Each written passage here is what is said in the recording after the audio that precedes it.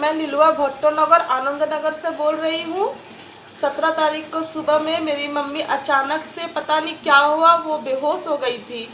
उसके बाद हम लोग उनको मतलब बहुत हिला डुला रहे थे, कुछ आवाज़ नहीं दे रही थी, तो हम लोग उनको सत्यवाला हॉस्पिटल है हम लोग का हावड़ा जीटी रोड में, वहाँ हम लोग उनको लेकर गए सत्यवाला हॉस्पिटल में।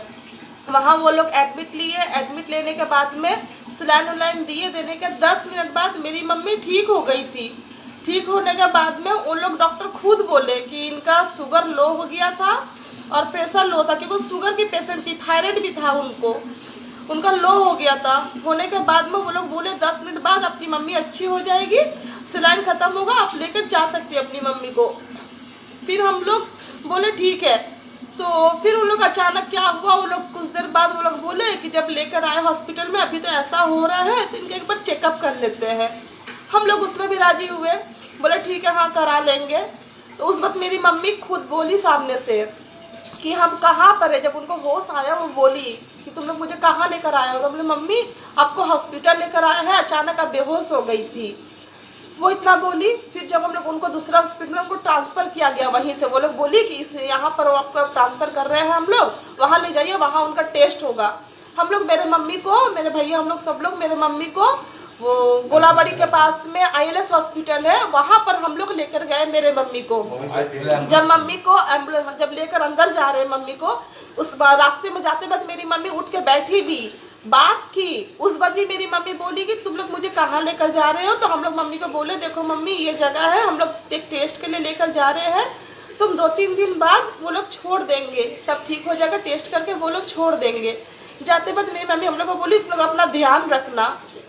उसके बाद जो मम्मी मेरी अंदर गई, अंदर जाने के बाद में 17 तारीख के बाद से हम लोग को कोई खबर, मम्मी का कोई पता नहीं मिल रहा था, कुछ अता पता नहीं था। जाने के बाद में हम लोग कितना कोशिश कर रहे थे, मम्मी का कोई खबर नहीं मिल रहा था।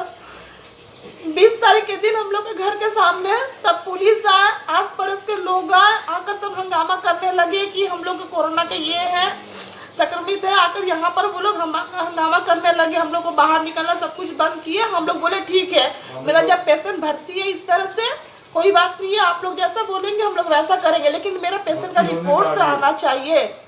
कोई ऐसा रिपोर्ट कुछ ऐसा उस वक्त कुछ नहीं आना चाहिए था, क्योंकि उसके एक दिन पहले हम लोग कॉल किए थे, मैंने एक नंबर से फ़ोन आया था, बोला कि आपके मम्मी को हम लोग वेंटिलेटर में रख रहे हैं।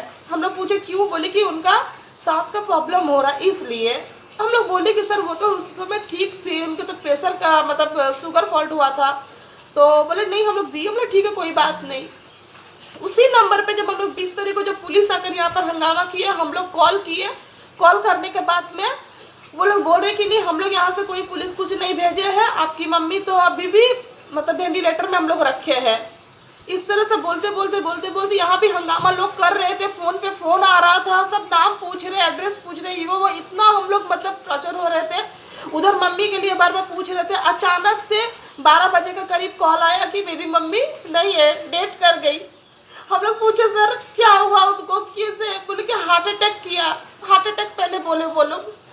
फिर उसके कुछ देर बाद, आधा घंटे बाद हम लोग जब बोले जब हम लोग को मम्मी का ये भेजिए कीजिए, हम लोग यहाँ पर ऐसे ऐसे यहाँ पर हो रहा है। फिर वो लोग एक रिपोर्ट भेजे, उसमें पॉजिटिव दिखाया है कि उनको है।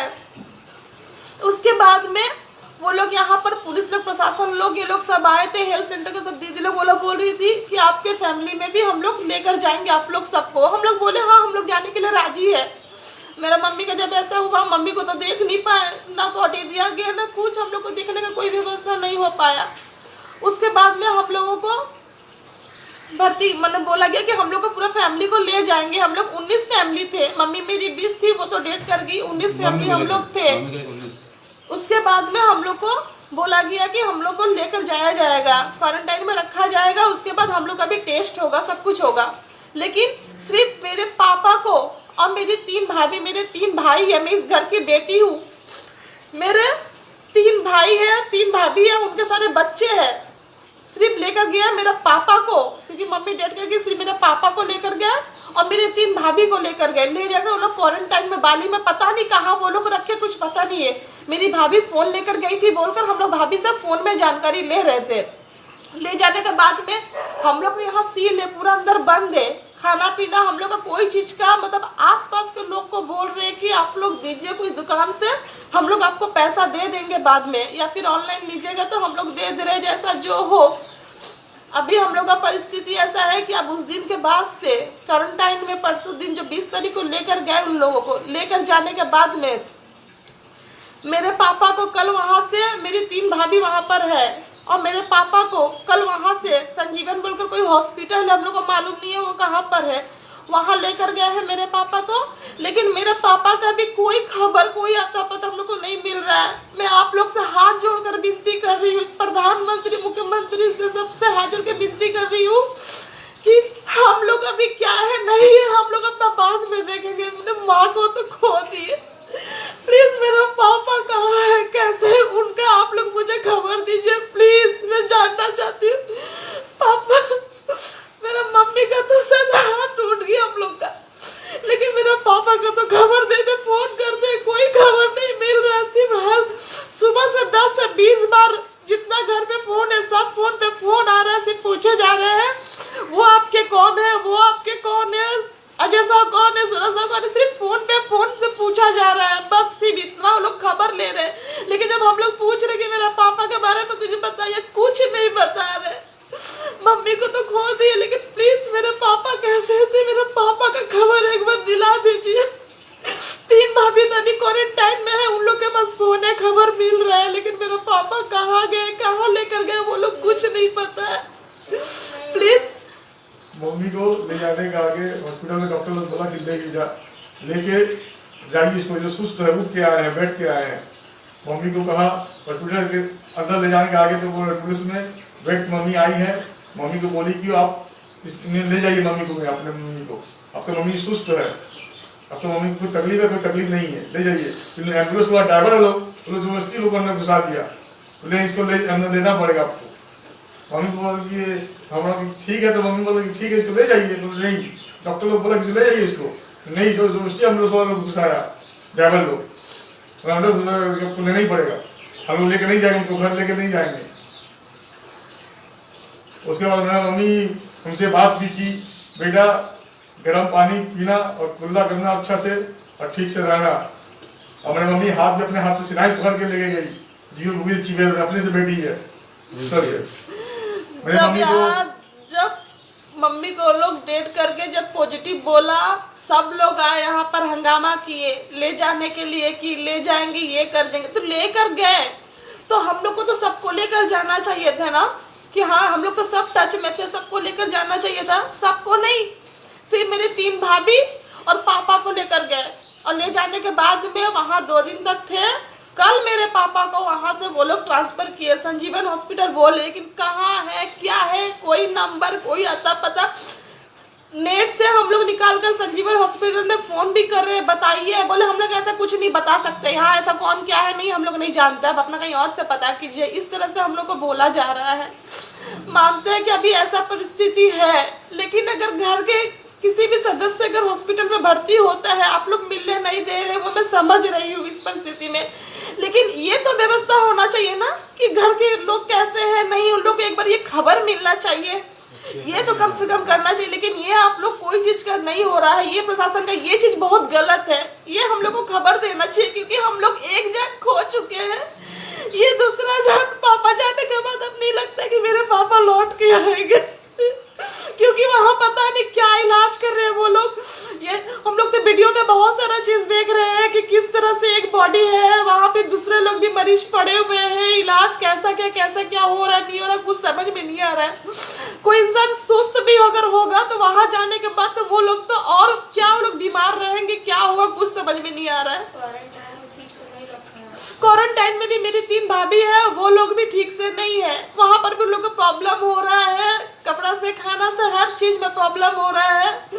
यहाँ से हम लोग घर से कपड़ा भेजने का व्यवस्था करवा रहे थे, उसके लिए भी पुलिस प्रशासन सबको कॉल कर रहे थे कि आप लोग उठाने का तो उठा कर लेकर चले गए भाभी लोग को, लेकिन उन लोग का जो कपड़ा है पहनने का, ये वो जो हम लोग देना, वो लोग वहाँ से मांग रही है, उन लोग की जरूरत की चीजें हम लोग से फोन करके जो मांग रही है, वो चीज कौन लेकर जाएगा। आप लोग तो हम लोग को सील कर दिए, इस रूम में हम लोग को बैठा कर बंद कर दिया, लेकिन उन लोग को वो सामान कौन पहुंचाएगा। सबको कॉल कर रहे थे, कोई किसी का कोई आता पता नहीं था, कोई खबर नहीं, हम नहीं जानते, सब बोलते हम नहीं जानते। हम लोग उठाने के समय तो आप लोग सब आ गए, कर लिए, और सिर्फ 4 जन को उठाकर आप लोग का काम हो गया। और इतना फैमिली, हम लोग घर में 14 फैमिली है, ये छोटे छोटे बच्चे हैं, ये 5 साल की, एक 4 साल की बच्ची अभी सोई हुई है, सब मम्मी मम्मी कर रही है। इन लोग की मम्मी, तीनों की मम्मी सब हॉस्पिटल वहाँ क्वारंटाइन में है। ये लोग इतने छोटे छोटे बच्चे सब, ये देखिए, ये 6 साल का बच्चा है, ये है 7 साल का बच्चा। ये लोग अगर इस तरह से रहेंगे, इन लोग को मुझे संभालना करना पड़ रहा है। पर ये लोग मम्मी मम्मी कर रही है, इन लोग मैं कहाँ से लोग की मम्मी ला कर दूं अभी।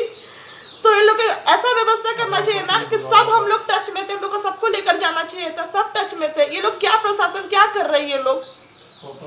और एक बार सिर्फ बहुत बोलने के बाद में, पुलिस को बहुत बोलने के बाद में कि हम लोग का खाना यहाँ पर चावल आटा मेरी मम्मी हम लोग को लिए रख के करके गई थी, लेकिन और भी सामान होते हैं जैसे आलू हुआ, बच्चे लोग बिस्कुट मांग रहे खाने के लिए, दूध मांग रहे, बिस्कुट मांग रहे, दूध मांग रहे।